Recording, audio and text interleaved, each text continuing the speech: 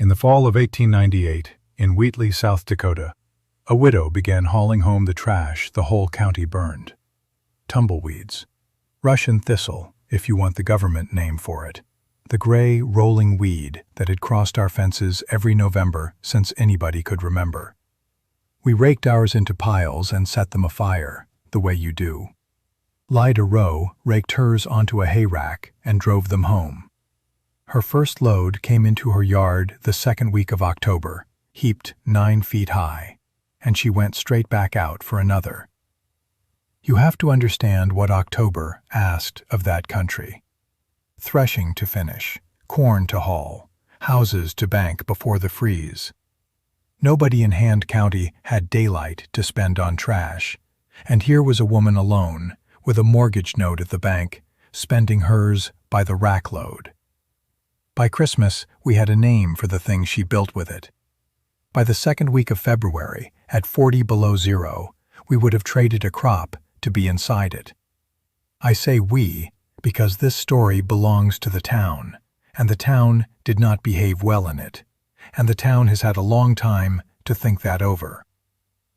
Ask anyone in Wheatley old enough to remember the cold of '99. They will all tell it the same way.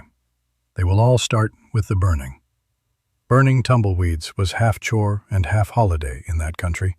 Every farm had its weed pile, and on still October evenings the piles went up one after another along the horizon, quick orange pillars gone in minutes, and the smell of it drifted into town.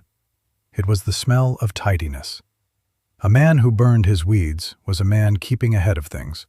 So when Lida Rowe drove past the burning piles with her rack heaped full, going the wrong direction, it was not just odd, it felt somehow like a criticism. Alvin Sperry said so first, and said it best, because Alvin Sperry ran the bank and the implement lot and held the note on the Rowe quarter, and a man like that gets the first word in a small town. He stood in front of the bank and watched her rack go by, and said the Rowe place was the only farm in Dakota being landscaped by the wind. Within a week he had improved on it.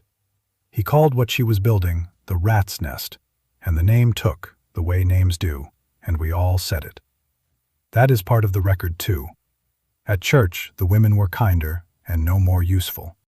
A widow, alone, 2 years now, hauling weeds while her neighbors hauled corn. It was spoken of as a worry.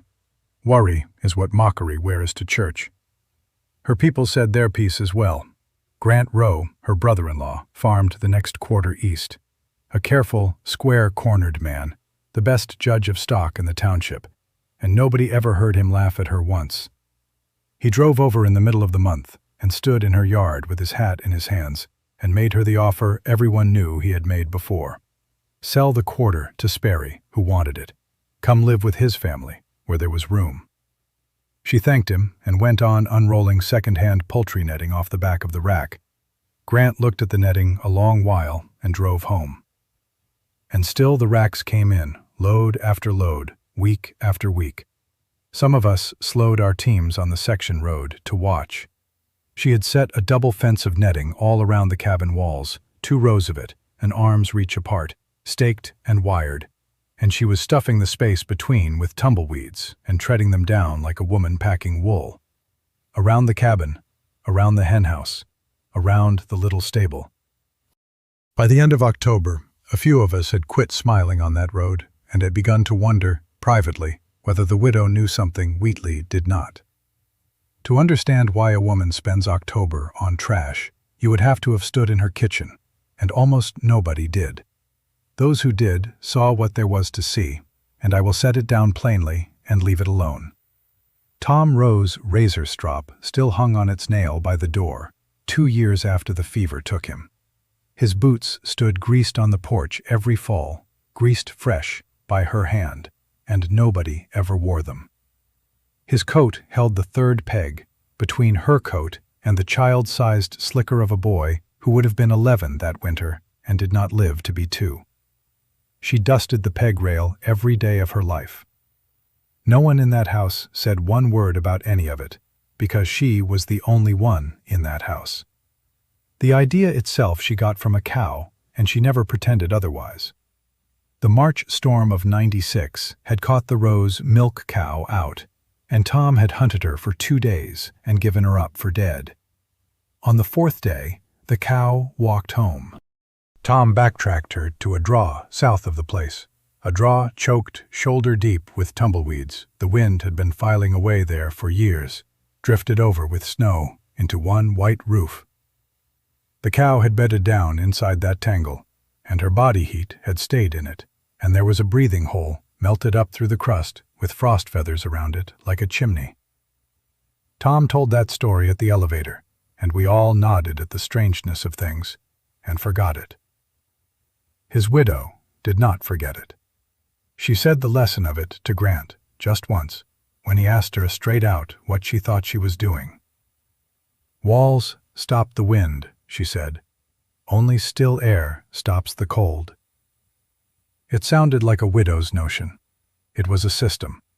The netting rows stood astride apart and were laced together with binder twine in a diamond pattern, so the fill could not shift.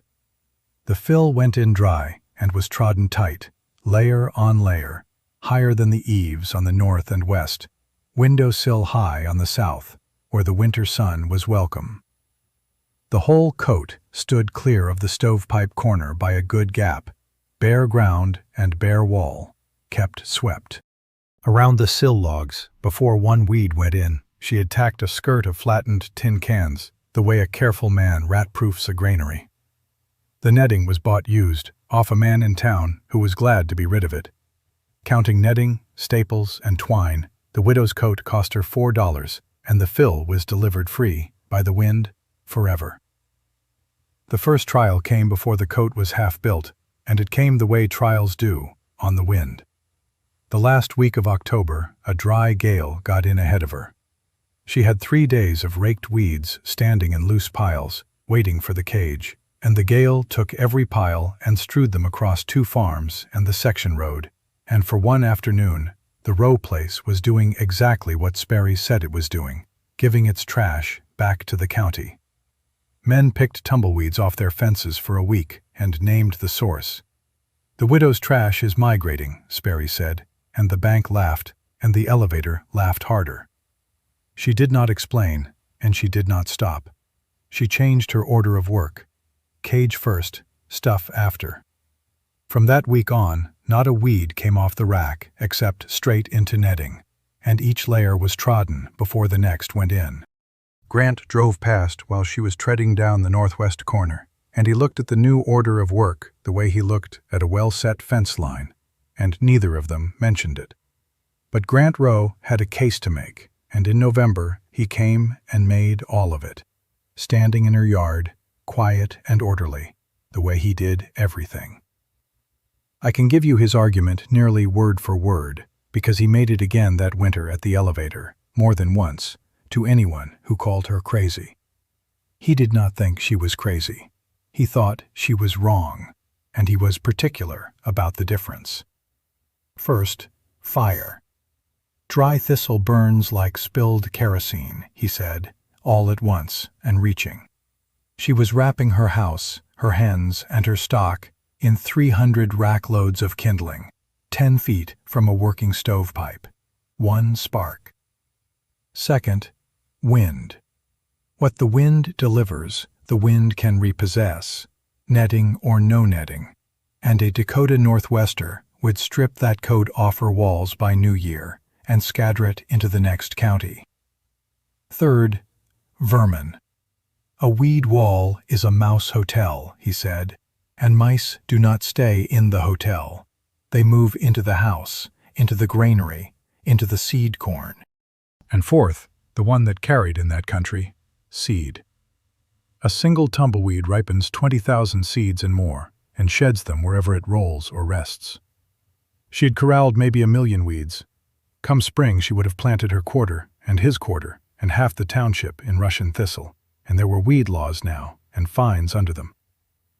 Every word of that was true. I want it understood, the way the whole town came to understand it. Nothing Grant Rowe said that day was foolish, and every item on his list came due before the winter was out, one way or another. She heard him to the end, with her hands still. Then she said, green in October, ash in April. And she picked up the fork and went back to stuffing the cage, and Grant drove home with an answer he could not use yet, because none of us understood it yet either. His first item came due before Thanksgiving. A November dusk, dry and windy, no snow down yet, and a spark rode out of her own stovepipe, over the swept gap, and landed in the top course of the east wall. Weed smoke is white and quick, and she was in the yard and saw it curl. What she did next was watched from the road by the Hartley boys and told all over town by supper. And it lost nothing in the telling, and for once the telling was fair. She ran at the fire, not from it. She drove a hay fork into the burning section and tore it out of the cage whole, 2 rods of finished wall, dragged it burning into the open yard, and let it go up there, and stood the stub of the wall off with snow shoveled from the shaded side of the barn until the cage held nothing but char and steam. It cost her 2 rods of October. It could have cost the coat, the cabin, and the widow. Sperry had his best week since the migrating trash, but men who work with their hands heard the other half of the story. She had lost 2 rods and saved the rest, because the fill was caged in sections, and a section could be sacrificed. That was not luck. That was designed. What she built back was better than what burned. The gap at the stovepipe corner grew from 10 feet to a full 12, swept to bare dirt. The courses nearest the pipe were topped from then on, not with thistle, but with slough hay dipped in the stock tank and frozen into a rind that would not take a spark any more than a wet shingle would. And over the flue itself went a cap of hardware cloth, a spark arrestor, so the stove could throw nothing bigger than a firefly. The repair cost her days she did not have. It also improved the system. December came in gray and hard, and the widow began to keep her accounts, though it took us a while to see that was what they were. Her accounts were eggs. Every Saturday she drove to town and set her basket on Ferris Cobb's counter at the general store. And Ferris Cobb, a man who wrote everything down, entered the credit in his book.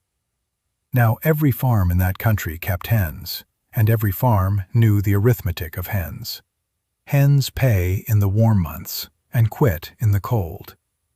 By December, a Dakota henhouse goes quiet, combs freeze, and the egg basket stays home. Hers did not. Week upon week, her line in Cobb's book ran on, 4 dozen, 5 dozen, steady as rent, out of a henhouse wearing a weed coat with a south window. Sperry heard about the egg line and said the rat's nest had gone into banking and asked what interest a hen paid. Ferris Cobb, who owed Sperry nothing, said out of his own doorway that it paid better than some notes he could name. The season had begun keeping its own accounts by then. The papers out of Huron ran cold talk all through January, and old men read the sky and shortened their hauls. Dogs came in wool thick. Ice on the river ran 2 feet and did not soften at noon.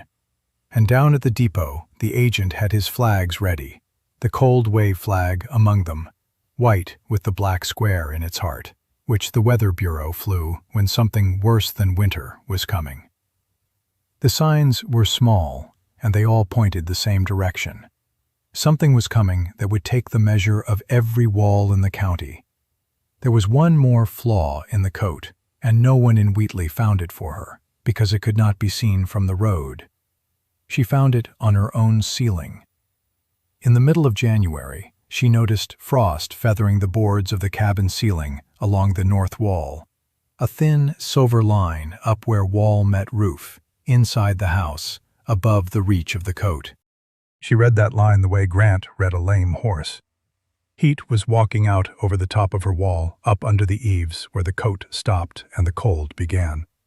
So she did what by then we should have expected, and still did not. She tore the finished top course off the whole north side, good work, dry work, treaded and laced and paid for in October daylight, and she built the cage up past the plate line and over the eaves themselves, hooding them, so the coat lapped onto the roof edge like a collar turned up. Grant came by while the north side stood torn open and asked what had failed. Nothing had failed, and it looked to him exactly as it had looked before, and he said so. She said, "Heat leaves by the attic." And that was the whole of the conversation. And he thought about it all the way home, because it was true of his house too, and he knew it. By the middle of January, the coat was finished, and I will tell you honestly what it looked like from the section road, because most of us saw it only from there. It looked like a haystack that had swallowed a house.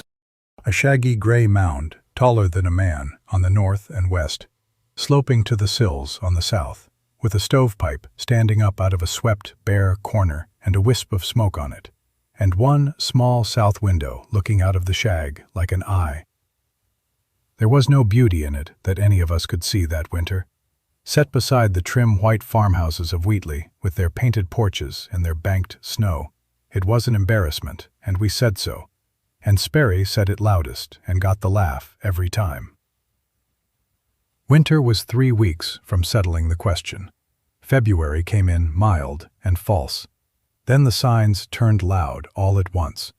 On the 9th, sundogs stood beside a weak sun the whole short day, cold and bright. On the 10th, the depot agent ran the cold wave flag up his pole and left it there, and the wire out of Huron said a mass of Arctic air was coming down off the plains of Canada, the like of which the Bureau had not measured before. On the 11th, the air went still and yellow-gray and wrong, the way it does when something very large is drawing breath. On the 12th of February, Grant Rowe hitched his best team and drove not to town, but to his sister-in-law's yard, and this is a thing Wheatley chewed on afterward for a long time. He did not come to argue. He walked the coat all the way around, once, slow, the way a man walks a house he means to buy. He put his hand into the fill on the north side and felt how tight it was trodden. He looked at the frozen rind on the courses by the pipe, and the hardware cloth on the flue, and the tin skirt at the sills, and the collar hooding the eaves. Then he asked her one question, quiet, the mockery all gone out of the township for that one moment. "How warm does it hold?" She told him. He stood a while.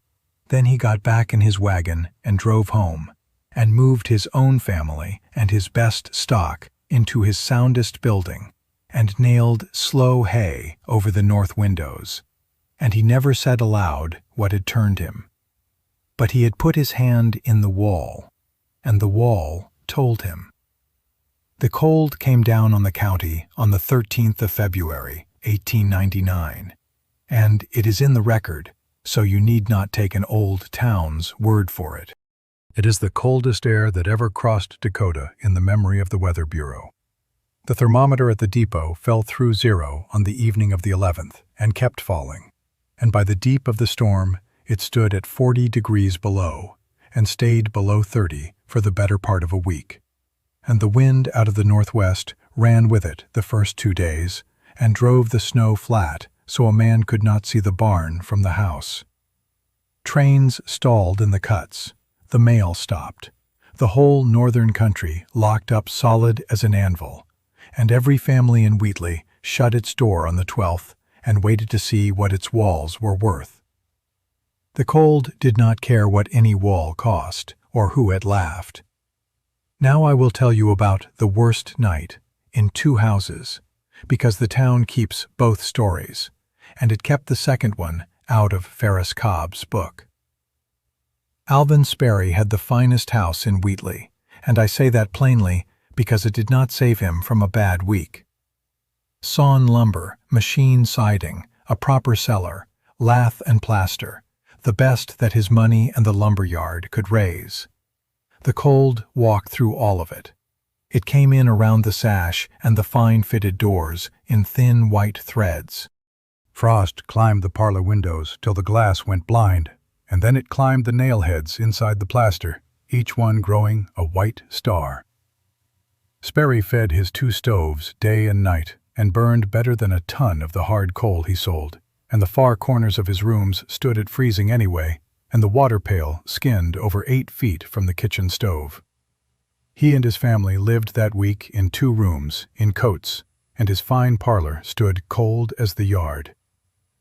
The good house held life. It did not hold much comfort, and it held it at the cost of a ton of coal. A mile west, inside the haystack that had swallowed a house, the widow Rowe was having a different February. I know it the way the whole town came to know it, and it shamed us to learn it. Her one small south window took the low sun each short, bright day and gave it back into the room. Her stove drew clean and easy through its capped pipe, and she fed it slough hay and cow chips and a little coal, and it did not have to fight the wind, because the wind never reached her wall, because the still air trapped in a million dead weeds does not carry cold across itself. The frost line never came inside. The water pail did not skin over. And in the little stable, hooded in the same gray coat, her cow and her horse stood warm, and in the caged henhouse the hens went on doing the one thing that convicted the whole town. They laid. On the coldest morning of that week, the morning the depot glass read 40 below, the widow Rowe drove her team into Wheatley through snow to the hub, because the wind had dropped, and she set a basket of eggs on Ferris Cobb's counter, and Cobb wrote the date and the count in his book, and the men around the stove stopped talking. There was a page in that book, and men who doubted everything else went and looked at it later with their own eyes. 40 below, out of the county, and 1 henhouse in Hand County, laying 4 dozen. Cobb did not say a word. He turned the book around on the counter so the stovemen could read the line, and turned it back, and that was the loudest thing anybody said in Wheatley all winter. I promised I would explain it, and here is the place, because a cold like that is what finally taught the lesson to a town too proud to hear it any softer. There is no witchcraft in a weed. You have known the reason your whole life if you have ever pulled on a wool coat. Cold does not mostly come through a wall. It comes on the wind, and it comes by the wind hunting out the warm air against your walls and carrying it off, over and over, faster than your stove can make more. Stop the wind and you have done half the work. But moving air inside a thick, loose, dry material cannot go anywhere. A million tumbleweeds, caged and trodden, are almost all air, and that air cannot stir. And still air is the finest blanket God ever made. It is the whole secret of wool, of feathers, of new snow, of the double window, of the fur on every animal that lives through a Dakota winter. Lida Rowe had not built a warm house. She had wrapped a thin cabin in 2 feet of trapped, motionless air and closed the wind out of it.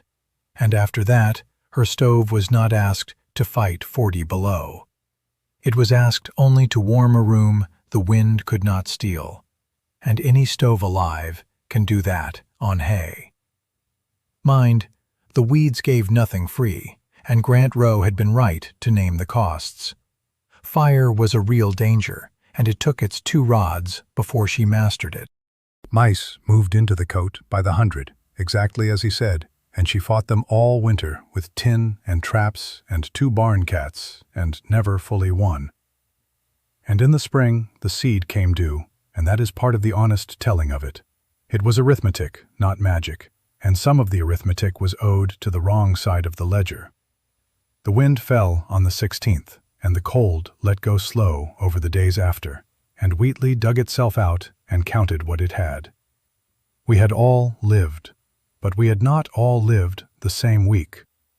The Boyd family, north of town, had burned their fence rails and 2 chairs and come through with frost-ruined feet on the old man.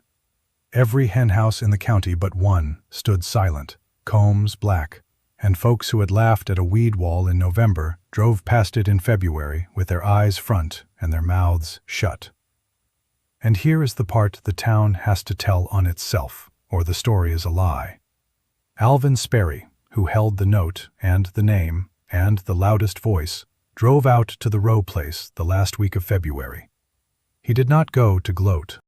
He went, he said, on bank business, but he stood in that warm, bright kitchen with his hat in his hands, next to the peg rail he had no way of understanding, and he felt the ease of the air in a room that had no right to it, and something went out of him. He asked her, finally and quietly, how she had known. And Lida Rowe, who had taken a winter of it from him and never answered once, set down her egg basket and said the only hard thing she ever said to any of us. She said, "You saw the same cow tracks I did, Alvin." She turned back to her work, and Alvin Sperry, who never in his life admitted an error in front of a teller or a farmer, said the thing this whole town remembers him by now, instead of the names he made. He said it low, to the room, to all of us, through the one of us who was there. We were wrong about her. That was the only crowing there ever was, and it came from the wrong mouth, and it was not crowing at all. It was the town saying it through him. Grant Rowe never made a speech. What he did was better.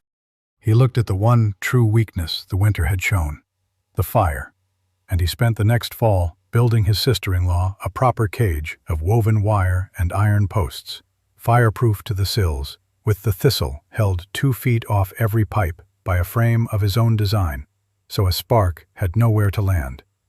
She helped him raise it, and between the two of them, without a soft word ever passing, they made the ugly thing safe. He built one on his own north wall the year after that. Sperry did the thing men like Sperry do. He went quiet, and his ledgers made the apology his pride would not. He never called it the rat's nest again, in the bank or out of it. He carried her note 2 more years at a rate he carried no one else at, and when it was paid, he marked it in the book himself, and a man who saw the page said he wrote under the last line in his own hand, "Paid in full," and then, below that, "Warm." Nobody ever asked him what the second word meant. Everybody knew. The name wore out like an old coat. Nobody in Wheatley said the rat's nest anymore. They said the weed house, and then, when there were 4 of them, and then 9, they said a thistle-banked house, the way they said a sod house or a snug house, a plain word for a plain good thing.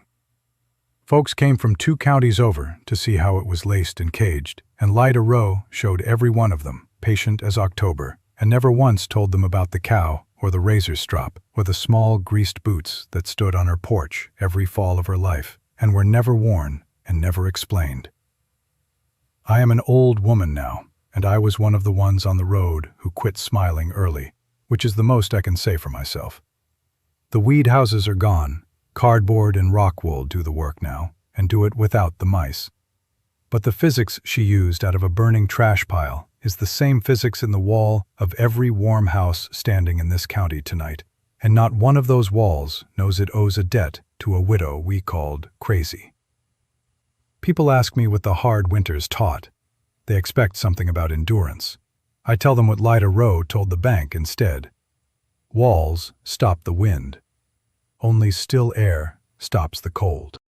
And then I tell them the other thing, the thing the town learned the harder way, which she was too kind to ever say to us. The wind blows the same trash past every door in the county. It only builds a wall for the one who stoops to gather it. Now, the people in this story are ours, but here is what is true.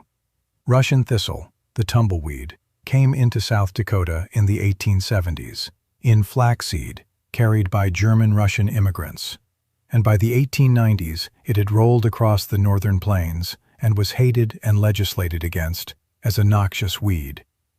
Loose, dry, caged plant material really does insulate, by the same trapped still air principle as wool, feathers, and fresh snow, which is why banking a house with weeds, hay, or corn stalks was common practice on the treeless plains. A single Russian thistle can carry more than 20,000 seeds, so Grant Rowe's warning was a real one, and the cold wave of February 1899 was real, and it remains the coldest and most widespread Arctic outbreak in the recorded history of the United States. with 40 below and worse reaching down across Dakota. The characters are imagined. The weed, the cold, and the still air between them are not.